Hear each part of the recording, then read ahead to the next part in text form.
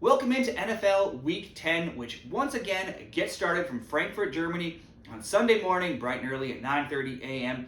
Eastern Time. Now, last week was a good week. Our parlays went 2-0. We'll hope for more of the same this week. And remember, I'm not looking to split the atom here. My hope is to give some stats that could help you with some of your own bets, and also look for ways to create simple ways to bet on the NFL without sweating every single little line move. Now, there are all sorts of ways to bet on these games and lots of props that are oftentimes a lot easier to hit than just trying to pick a team to win the game, such as betting on teams to achieve certain stats, field goals, touchdowns, or points. In this case, I'm talking about points, specifically 10 or more points between both teams. Let's get into some of these games where I see this happening. Starting with that game in Germany, the Colts and the Patriots. The Colts won in Carolina last week, 27-13, despite Gardner Minshew being just 17 of 26 for 127 yards and 1 touchdown. Jonathan Taylor only rushed for 47 yards. Michael Pittman led the team in receiving yards with only 64. The Colts took advantage of 3 Bryce Young interceptions, 2 of which were returned for touchdowns by Kenny Moore II. The win was Indy's first in 3 games. It did extend a streak, though, which sees them continuing to be the only team in the league that scored 20 or more points in every game this season. But defensively, they've given up 20 or more points in 6 of 9, 30 or more points in 3 of their last 4, and 16 or more in 8 of 9. 13 points they allowed to Carolina last week was their lowest total, obviously meaning they've given up 10 or more points in all 9 games this season. The Patriots are just scoring 15 points per game, which is the second lowest in the NFL, and they're missing Kendrick Bourne and Devontae Parker at wide receiver. So an already putrid offense is probably going to look even worse. Could mean a big day for Ramondre Stevenson if you're betting in the prop markets. The defense is usually a strength of Bill Belichick teams, but it's just 26th in points per game allowed, and it's dealing with several injuries too. 4 starters are listed as questionable along the front 7, plus cornerbacks Jonathan Jones, Miles Brandt, and Jack Jones are also questionable. And cornerback J.C. Jackson was just strictly left at home for reliability issues, whatever that means. I have little faith in Mac Jones, who has only thrown for over 200 yards twice in his past 6 games, but Indy's defense is 29th in points per game allowed, giving up 26.9. Outside of 2 awful showings where the Patriots scored just 3 and 0 points, they've at least hit 15 in 7 of 9. I'm just asking for 10 in Germany Sunday morning, so we'll go both teams to score 10 or more. We'll also go both teams to score 10 or more between one of the better games on the slate is the 49ers and the Jaguars. These are 2 of the top teams in the league. Like I said, a much better game than what we'll see in Germany. San Fran are 5-3, Jacksonville are 6-2, but the current form couldn't be more different right now. San Fran went into the bye week losers of 3 in a row, while Jacksonville went into the bye week on a 5-game winning streak. During that time, they actually only trailed for a total of 7 minutes and 10 seconds. Christian McCaffrey has scored a touchdown in 7 straight games. He could break that record this week, and when you consider that Jacksonville allows the most receptions to running backs this season, that could be this weekend for sure. San Fran gets wide receiver Deebo Samuel back from injury. Brock Purdy should be fully recovered from a concussion, while left tackle Trent Williams returned to practice late this week, but he is still very questionable to get back in the lineup. San Fran, they've scored at least 17 points in every game this season. They've allowed 10 or more, though, in 7 of 8. Jacksonville has only failed to score 10 or more points once this season, and otherwise, they've scored 17 or more in their 7 other games. They've only held the Falcons, though, to under 10 points. This game has San Francisco as 3-point favorites, and that really hasn't moved all week. This looks like a coin flip, but both teams scoring at least 10 points doesn't look like a coin flip. We'll go both to score 10. Titans and Bucks next on the list for me. This game has a low total of 39 at DraftKings, but I think it has the potential to see some points. Now, while both teams are ranked in the top half of the league in points per game allowed, they still do both allow at least 20 points a game. When it comes to yards allowed per game, Tennessee is 20th and Tampa Bay is 29th.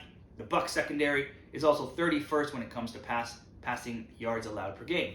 Now, they get a rookie QB in Will Levis, which may help, but Levis has looked good enough in his 2 starts, good enough to send Ryan Tannehill to the bench. Levis has 500 yards, 4 touchdowns, and 1 interception in those games. Now, we just saw the Bucs get thrown all over by another rookie quarterback, C.J. Stroud, last week. Stroud throwing for 470 yards, 5 touchdowns, and Houston winning 39-37.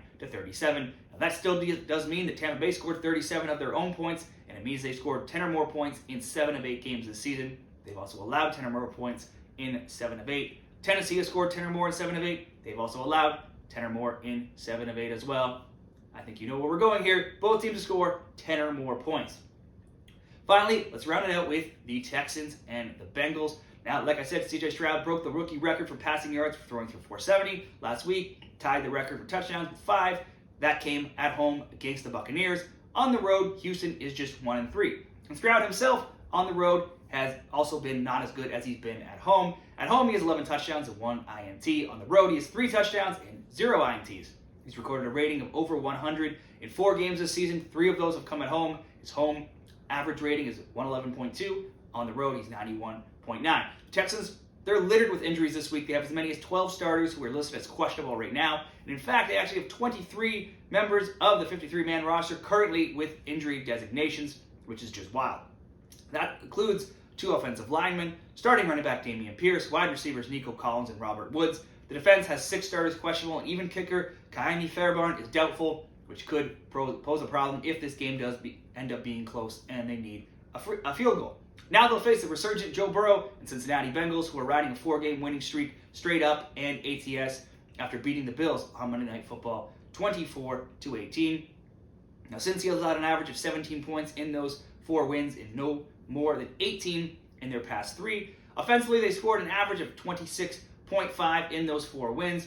Now, they too have some injury concerns, and they're big ones. T. Higgins injured his hamstring in practice, unlikely to play. Jamar Chase has seen some improvement in his back injury. While he's expected to play, he very well could be limited. That could be a chance to look to Tyler Boyd and any prop markets this week if you're betting on Bengals. I wanted to bet Cincinnati on the money line in this parlay. If I was going to bet a straight bet, I might have even liked them at 6.5 points to win at home. But without possibly Higgins and Chase, if I bet that, I would just feel silly, and if they didn't win or they didn't cover. If they do happen to lose this game, I don't see it happening by more than 4 points. I've taken Cincinnati from a favorite on the alternate spread all the way down to plus 4.5. So that will round out this parlay. So it's Cincinnati plus 4.5, Tennessee, Tampa, both to score 10. San Fran, Jacksonville, both to score 10. Indy and New England, both to score 10.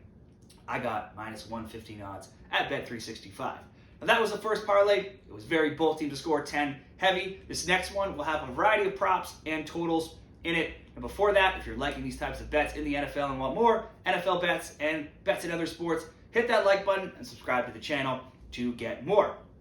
Now, second parlay, we're going to the afternoon games now, and it's the Lions and the Chargers. The Chargers are coming off a Monday Night Football 27-6 win over the Jets.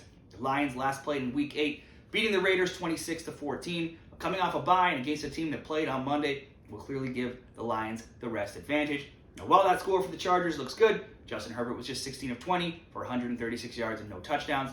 The Lions may not be the Jets' defense, but they're still 14th in points per game allowed, 5th in yards allowed, 15th in passing, and 3rd in rushing defense.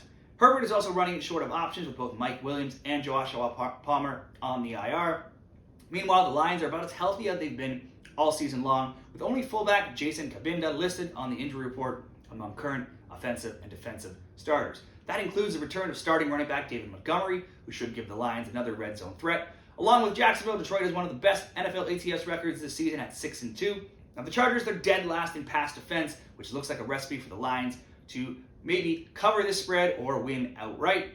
Jared Goff is 8th in the league passing. Amon St. Brown is 9th in receiving yards and 10th in receptions. Both could have a big day against this Chargers secondary. I don't trust the Chargers defense to contain the Lions. After 9 weeks, I think it's time to stop making some excuses for their offense as well. For our parlay purposes, though, I am going to, just like I did with the Bengals, turn the Lions into an underdog and go plus 7.5 on the Lions. Next is the Giants and the Cowboys. The Cowboys are massive 17-point favorites here. They've already beaten the Giants 40-0 in New York this season, and that was with Daniel Jones at quarterback. Jones sat out with a neck injury. He came back last week, and then he went right back to the injury report with an ACL injury. With Tyrod Taylor already injured too, it's the Tommy DeVito show the rest of the way this season, and that looks like it's going to be a pretty ugly show. DeVito was 2 for 7, minus 1 yards versus the Jets. He was 15 of 20, but just 175 yards versus the Raiders, throwing 1 touchdown and 2 interceptions. The Giants lost to the Raiders last week, 30-6. Now with Jones, the Lions were already the league's worst offense. That won't change now. New York averages a league low 11.2 points per game. Dallas, they're 3rd in scoring, 27.5, and they've made a name for themselves this season for beating up on some of the weaker teams.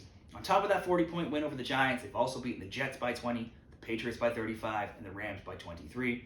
They may cover the 17 points, but I'm not in the business of asking teams to win by nearly 20 points, especially in these simple parlays that I like to create. But I don't mind betting them down on the alternate spread at 6.5 to just win by a touchdown. Commanders and Seahawks will be the third leg of this 4-leg parlay.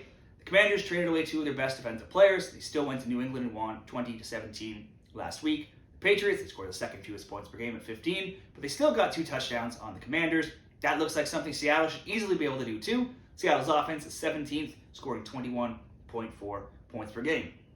Now, they got stomped by Baltimore last week, 37-3, but that was Baltimore, a Super Bowl contender, and on the road.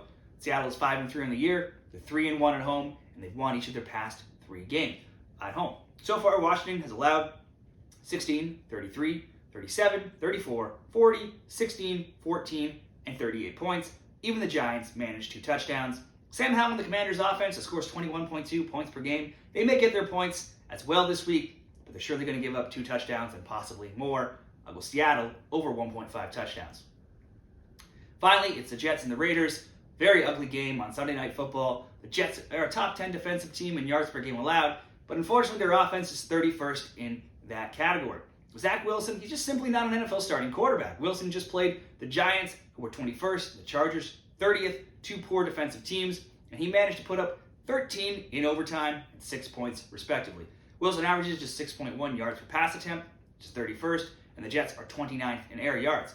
The Raiders aren't a great team either, and Aiden O'Connell may also not be a starting NFL quarterback. He is a backup, did start as a backup this year, but Las Vegas is 3-1 at home, and after last week's morale-boosting 30-6 win over the Giants, that game came, but that did come with 3 rushing touchdowns and 3 field goals, so we can't get too excited about O'Connell, as he wasn't the one scoring the points, but he did what he needed to do. The move between these teams, though, they just can't be more different right now. The weight's lifted off of Las Vegas after Josh McDaniels was fired, and there was a huge celebration with the Raiders last week getting that win. Zach Wilson, he's been sacked the second most times of any QB this season, so Raiders' Max Crosby could have a field day and stall any Jets drives that get going. I can't really trust either of these teams to win. I certainly don't trust either of these teams to score, and I can't see this being a very high-scoring game in any way. Let's look at a few stats. The Jets' points per game, they're 30th, 16.5. The points per game allowed, though, 8th, just 19.5. They're 5-3 to the under. Meanwhile, for Las Vegas Raiders, their points per game, they rank 27th, just scoring 17.3. Points per game allowed, 19th, 21.4. And they're 7-2 to the under as well. Speaking of unders, primetime unders are now 23-7 ATS, so you may be safe betting, simply betting under 36.5. You should be very safe betting the alternate spread of, say, something around 50.5. Primetime unders lined at 50.5. 50 or more are 9-2 to the under. Now this one might not be lined there, but I'm going to move the total all the way up to that point to be extra safe and go under 50.5. So this parlay sees the Jets and the Raiders under 50.5. Seattle to score at least 2 touchdowns. Dallas minus 6.5 on the alternate spread, and the Lions plus 7.5 on the alternate spread. That wraps up my NFL Week 10 picks, covering 8 games from Sunday morning in Germany all the way to Sunday Night Football. Now, do you agree? Do you disagree? Do you have any other picks from this weekend? Let me know down there in the comments. Give this video a like, and good luck with all of your NFL Week 10 picks this weekend.